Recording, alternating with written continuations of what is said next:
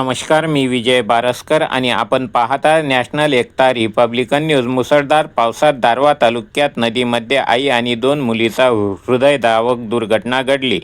दारव्हा आर्णी मार्गावरील देहलीजवळ अडाण कुपरी नदीच्या पुलावर पाण्याचा अंदाज न आल्याने इर्टिगा कार पुरात वाहून गेली। या अपघातात लोणी येथील अविनाश खंडारे यांच्या पत्नी माधवी वय 40 आणि 2 मुली साक्षी 16, प्राची 13 यांचा दुर्दैवी मृत्यू झाला। अविनाश खंडारे यांनी झाडाला आधार घेऊन जीव वाचवला।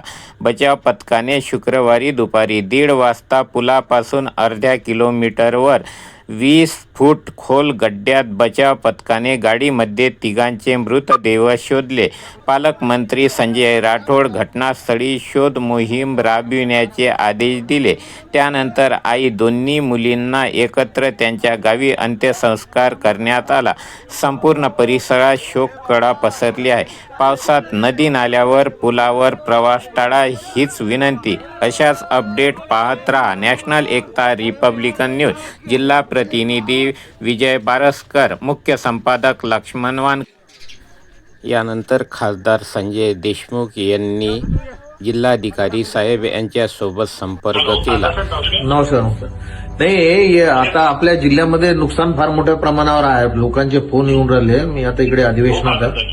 हो, तर ते आपल्या सर्वेच्या टीम वगैरे हे करून घ्यावं लागेल। आणि हे ऍक्च्युअली रेड अलर्ट आहे, तो आज तो आपण इमर्जन्सी रेस्पॉन्स मध्ये आहे। उद्यापासून आपण पंचनामा स्टार्ट करतो। बरोबर। एक हेल्पलाईन नंबर ठेवा, हेल्पलाईन नंबर वगैरे चालू करा। ते हे काय लोकांना हेल्प लागेल।